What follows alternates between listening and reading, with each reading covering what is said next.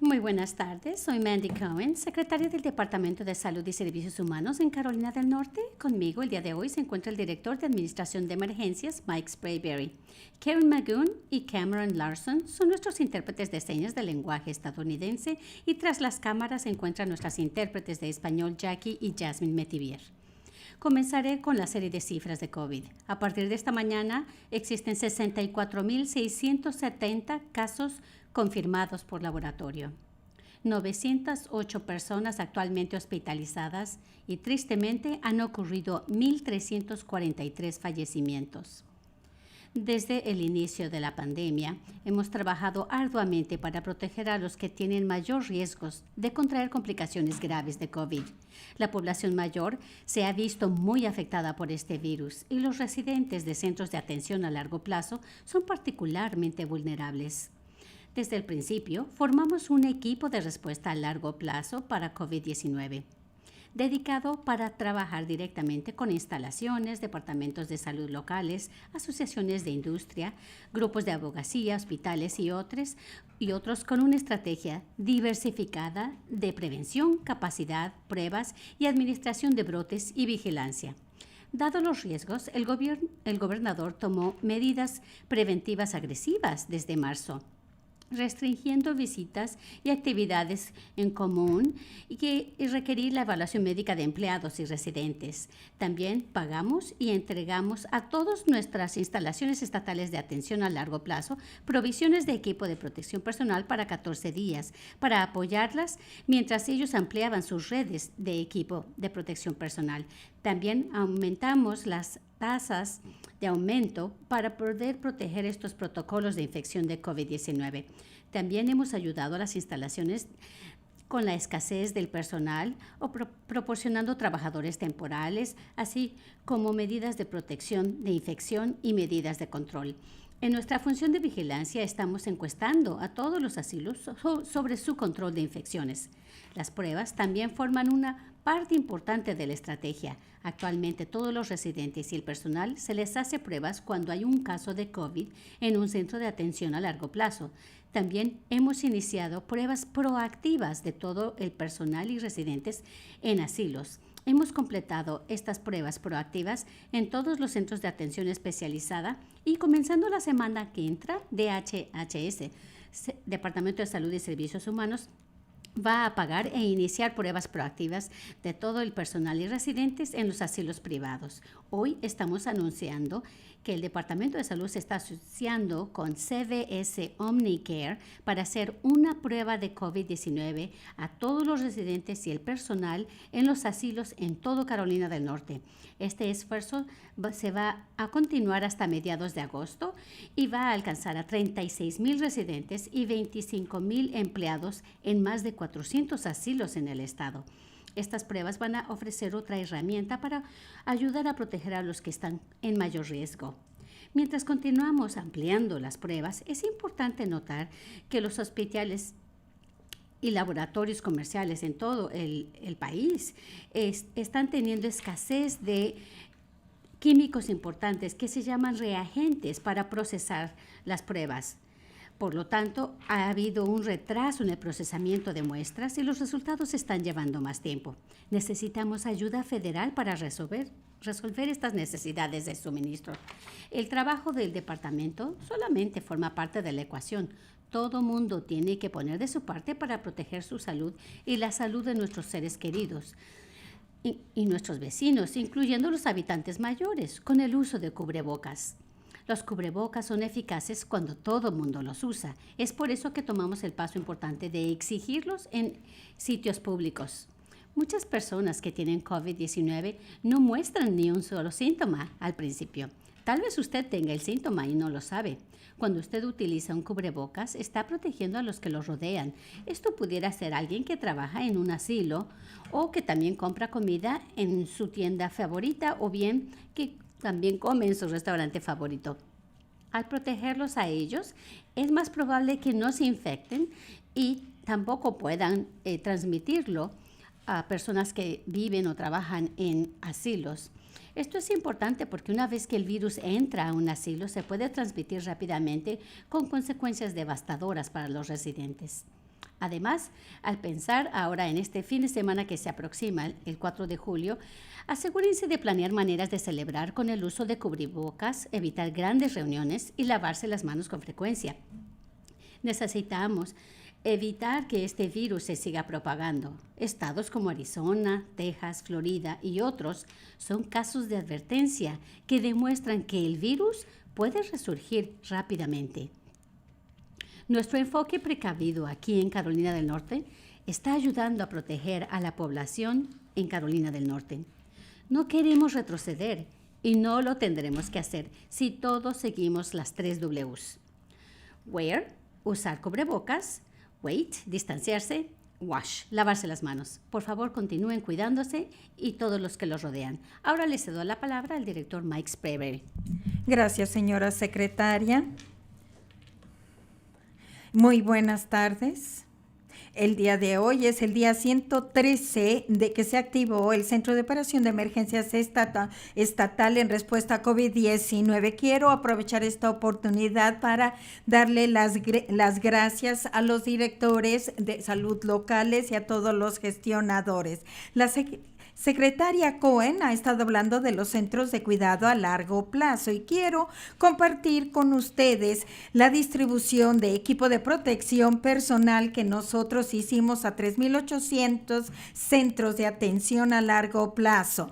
Lo que nosotros otorgamos incluye 1.5 millones de mascarillas quirúrgicas, 6.7 millones de guantes, 649,000 caretas, 607,000 cubre zapatos junto con insumos y antibacterial. Los centros de cuidado de adultos, familias, asilos, centros de atención intermedia para individuos con discapacidades y para los centros de salud mental recibieron estos insumos y están muy agradecidos. Les agradecemos a nuestros aliados, la Guardia Nacional, la Patrulla Aérea Civil y a los administradores de emergencias locales por haber planeado y operado los puntos de distribución.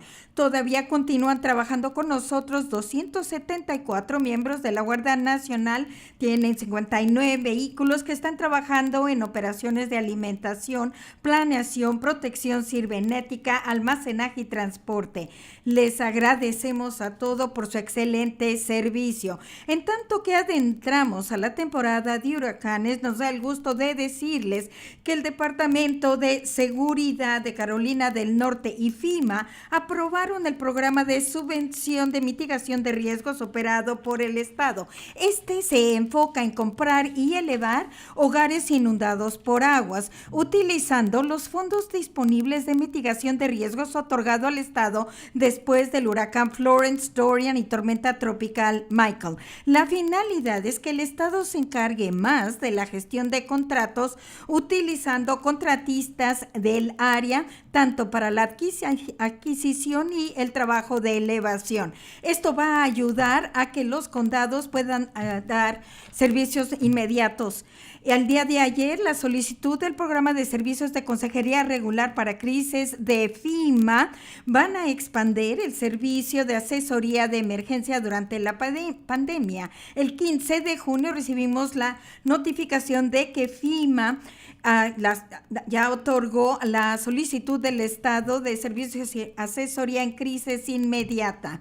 Y este es el programa de asesoría HOPE 4NC, y esto va a ayudar a expandir los servicios para personas que están batallando con esto. La línea de ayuda de HOPE 4NC es 1-855-587-3463. 1-855-587-3463. Dan servicio día y noche. También nosotros solicitamos que nos extendieran un mes más el programa de refugio en sitios no congregados. Hay condados que están utilizando esto para refugiar y ya tenemos a más de 1,100 personas que están en hoteles que necesitan aislamiento o cuarentena para detener la propagación del virus. Y continuaremos con este programa siempre que esté disponible posible y sea necesario. El equipo estatal de respuesta de emergencia ha enviado equipo de protección personal a hospitales, centros de atención a largo plazo y también a una coalición de preparación de atención, y también recibimos 155 solicitudes para EPP. Estos son momentos muy ocupados para todos los compradores, almacenadores y conductores. El equipo de SER continúa identificando refugios congregados y no congregados para la temporada de huracanes 2020. Y nosotros queremos que nuestros residentes que están en esas zonas que tienen tendencia a tener inundaciones, que sepan cuál es el mejor lugar para evacuación, y a lo mejor va a ser en el interior del estado, ya que un refugio no será la mejor opción en tanto que tengamos a COVID-19. No se olviden de las 3 Ws en inglés. Lavar es el llevar la mascarilla, lavarse las manos y esperar a 6 pies. Como dijo la secretaria Cohen, llevar la mascarilla, esperar y lavarse las manos seguido. Esto nos va a ayudar a desacelerar la propagación del virus. Y como siempre, estén al pendiente de su familia, amigos y vecinos. No se olvide hablarles a sus seres queridos. Con amabilidad y cooperación, todos superaremos esto como un equipo, una misión y una familia. Ahora le cedo la palabra de nuevo a la secretaria Cohen. Terrífico. Gracias, director Sprayberry. Con esto ahora podemos comenzar a responder preguntas.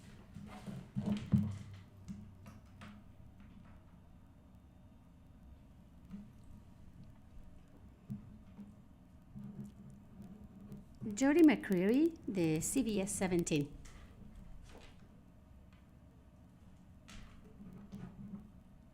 Estamos viendo el porcentaje de fallecimientos que ha bajado el último mes. ¿Los asilos están haciendo algo mejor para...? No se oye muy bien. Respuesta. Disculpe, no se comprendió bien la pregunta. ¿Algo acerca de las tasas de fallecimiento? Disculpe, Jody, no le entendí la segunda parte.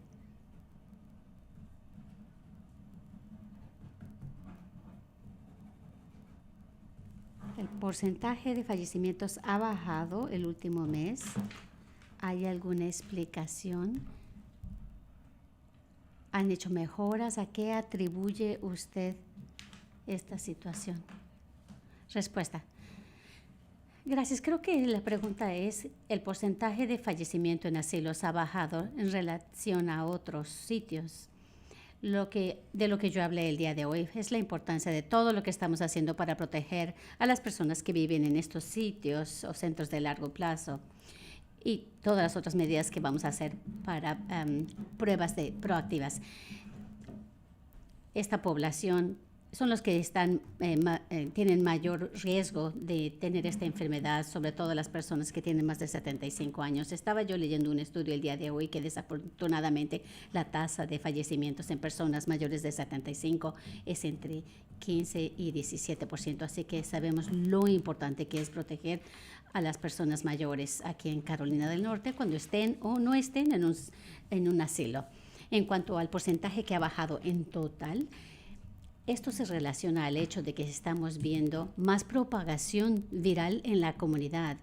Mientras hay más casos de COVID-19 en la comunidad, eso quiere decir que va a haber más hospitalizaciones y desafortunadamente más personas que fallezcan debido a la enfermedad. Pero como porcentaje del total, tal vez solo es que estamos viendo propagación en otros lugares. Yo le motivo a las personas que, sobre todo en cuanto a información sobre fallecimientos, estas cifras cambian de semana a semana o mes a mes, y es importante regresar y ver después de pasar un periodo de tiempo para comprender cuáles son las tendencias en cuanto a las tasas de fallecimiento, porque es un indicador que se tarda, incluso más del porcentaje de hospitalizaciones. Esos son indicadores que se tarda tiempo para poder comprenderlos. Nos da una imagen de lo que estaba pasando hace un mes, no lo que está pasando ahorita en este instante. Lo que estamos viendo en todo el estado en cuanto a casos es que hay más propagación viral en la comunidad. fuera de centros de atención a largo plazo. Sí, esto es algo importante de lo que vimos en abril e incluso a principios de mayo, pero lo que estamos viendo ahora es que hay más propagación comunitaria. Esto significa más hospitalizaciones y las personas están falleciendo por el virus. También personas que están fuera de estos centros. Y es por eso que tal vez estemos viendo ese porcentaje de fallecimientos que se vea distinto a centros de atención a largo plazo. Hemos estado trabajando arduamente para proteger a las personas que viven en estos centros. Es una prioridad para nosotros y creo que es esta combinación de factores. Gracias. Nuestra Victoria Bouleveses, de Enlace Latino. Mi pregunta es para el director Sprayberry y es en cuanto al huracán.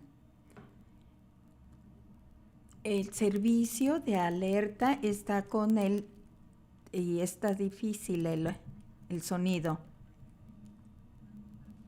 ¿Cómo van a poder mandar los mensajes en español en otros idiomas y cuando haya alarmas y se hacen a nivel condado? Pero tenemos un programa que se llama Know Your Zone, conozca su zona. Este es un nuevo programa, una nueva iniciativa, está en inglés y en español, y también nosotros tenemos toda la documentación relacionada con la evacuación de huracanes y con la preparación, y esa también está en inglés y español. Y de nuevo, yo le puedo decir que para las alertas, esto lo hacen los condados y ellos son los que emiten las alertas para los residentes y los visitantes en su condado y no es el estado. Gracias.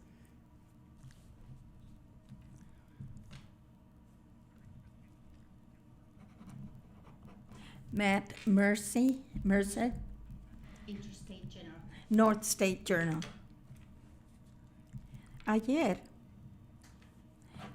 el vicegobernador Dan Forest estaba hablando de la demanda que está presentando y él dijo que el gobernador Cooper y la secretaria Cohen estaba... ¿Puede usted hablar de los estatutos específicos de acuerdo como están estipulados?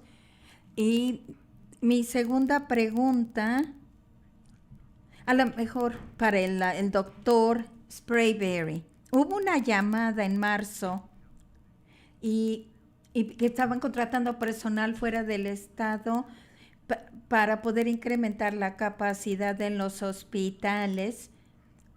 ¿Y hay alguna oportunidad? ¿Va a haber la probabilidad de que van a regresar en caso de que necesitemos nosotros esa capacidad? Sí, es que se incrementa el número de hospitalizaciones.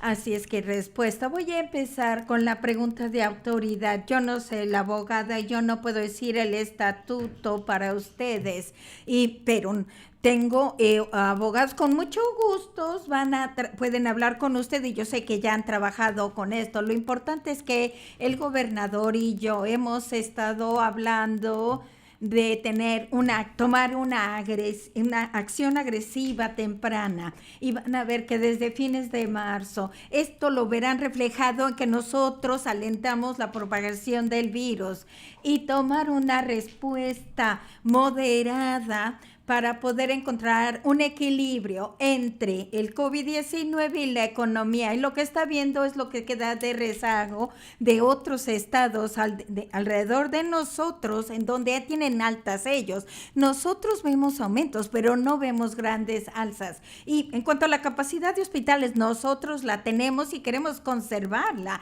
y no queremos sobrecargar el sistema de salud. Es que estamos tomando un enfoque medido basándonos en la información científica y en las evidencias, y para poder encontrar ese equilibrio para reanimar la economía. Ahora, en cuanto a la autoridad, yo sé que nuestro departamento tiene una autoridad de peligros inminente y siempre y cuando sea de la salud pública y nosotros podemos intervenir y tomar acción y todas las cosas que usted ve que estamos haciendo para tomar todas las medidas para proteger a la gente de Carolina del Norte es muy importante y los datos lo hemos visto y que este enfoque mesurado nos ha permitido tener el nivel de virus bajo, pero lo que estamos viendo son los incrementos en las tendencias, más hospitalizaciones. Nuestro destino no está sellado. Todos tenemos el poder de mantener el virus bajo y por eso es que tenemos ahora ese requerimiento a nivel estatal de llevar el cubrebocas todos, si trabajamos juntos en esto. Y hay que recordar que lo que queremos, algo muy importante, que nuestros niños regresen a la escuela y que tengan instrucción presencial. Es que todos estamos trabajando juntos para mantener el nivel de propagación bajo. La segunda pregunta, en cuanto a hospitalizaciones, actualmente tenemos la capacidad de hospitales, estamos trabajando estrechamente con el sistema de hospitales y diariamente estamos en contacto para darle rastreo a todo lo que está pasando en los hospitales y cerciorándonos de que no queremos estar en un lugar en donde ya no tengamos esa capacidad, porque eso va a ser muy desafiante. Como doctora se los puede decir, imagínense darle atención a personas en un lugar que realmente no es un hospital,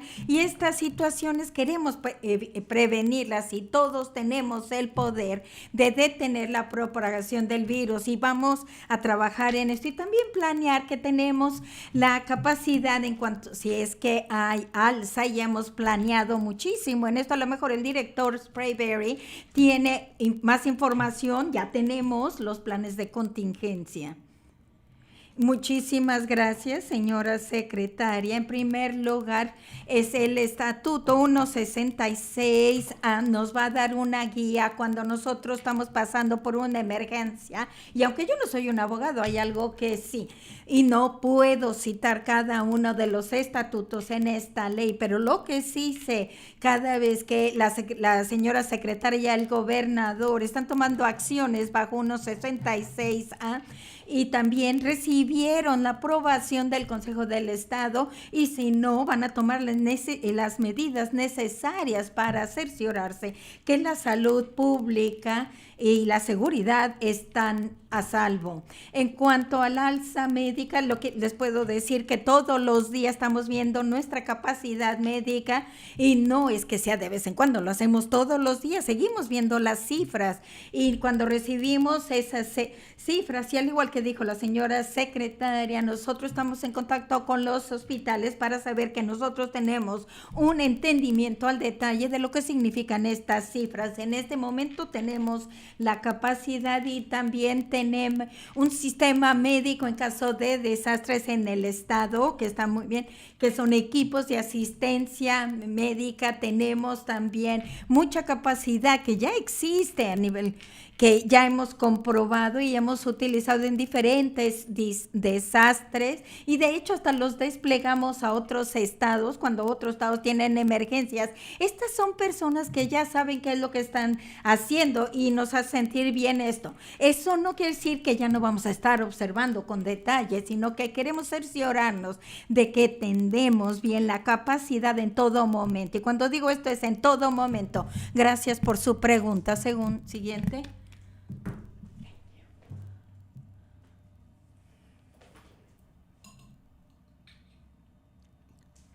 Jonathan Alexander, del News and Observer.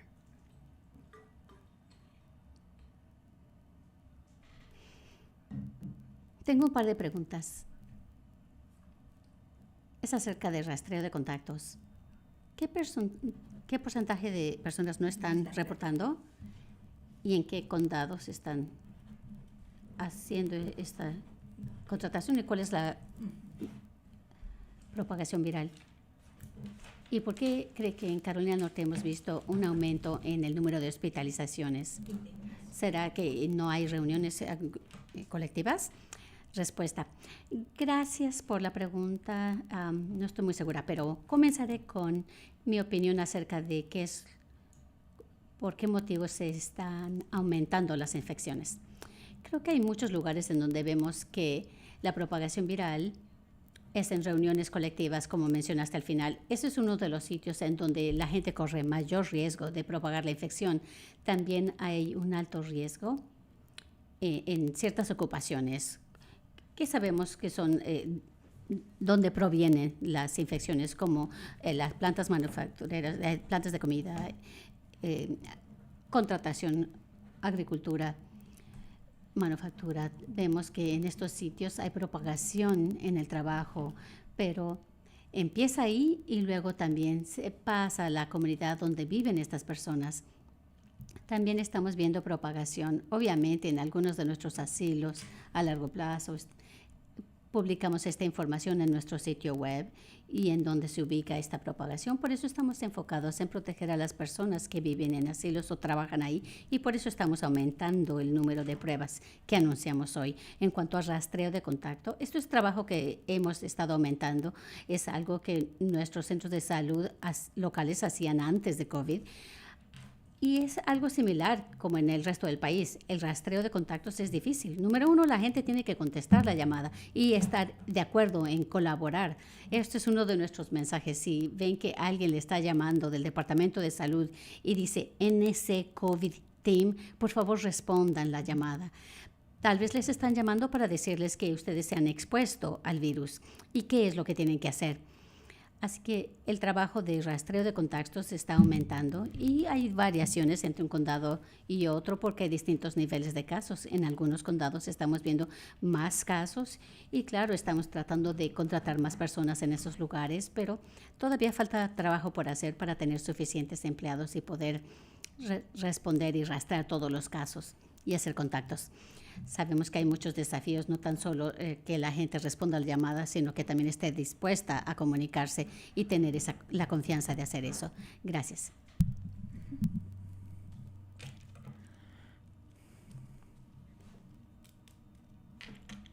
Una de seguimiento, Jonathan Alexander, News and Observer. Casi la mitad de los casos en Carolina del Norte son de personas entre 25 y 49. Es el nuevo grupo en el que nos tenemos que enfocar. ¿Y qué tipo de mensaje tiene para estas personas que a lo mejor no están tomando COVID-19 en serio y no llevan cubrebocas? Respuesta. Gracias por decir la pregunta. Hemos hablado en las últimas 2 semanas, hemos visto que la mayoría de los nuevos casos están en el grupo de 18 a 49.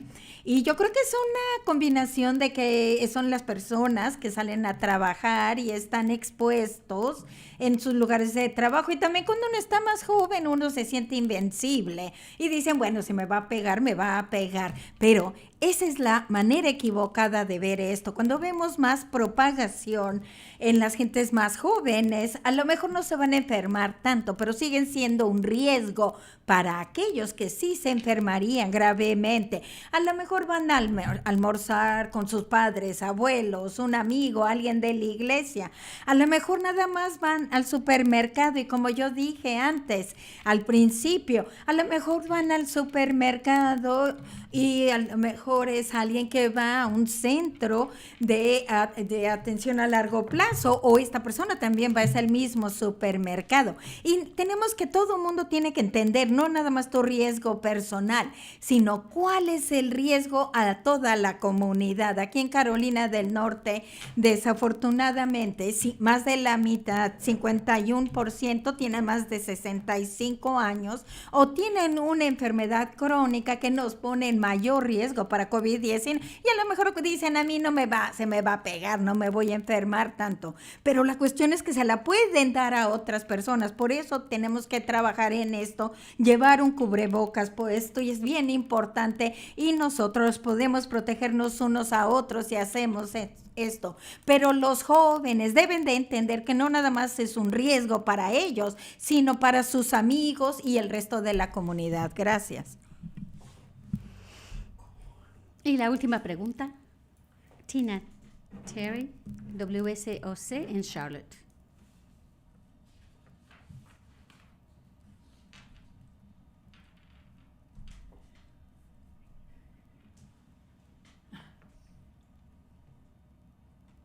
No se escucha.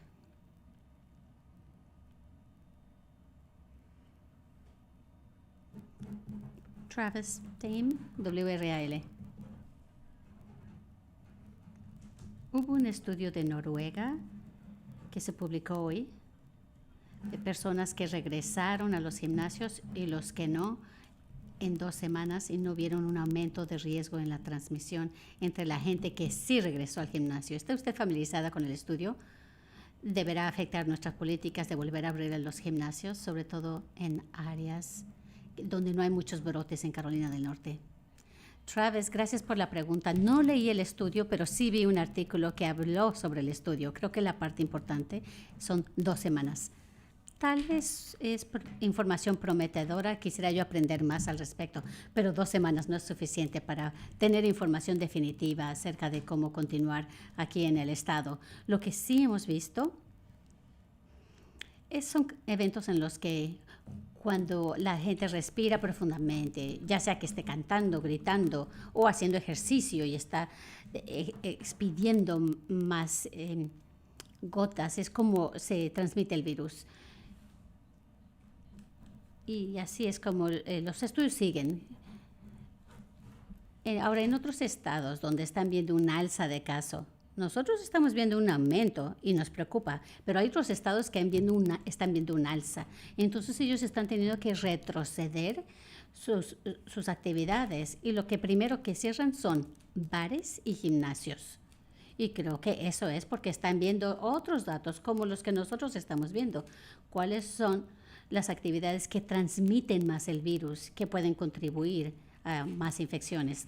Sé que hay otros factores que están transmitiendo el virus en Carolina del Norte ahora y también tenemos que enfocarnos en esas áreas de riesgo también, pero continuamos viendo evidencia de que hay más propagación viral en gimnasios. Creo que hay oportunidades para que los gimnasios puedan ofrecer actividades al aire libre. Yo sé que lo están haciendo, clases a la intemperie.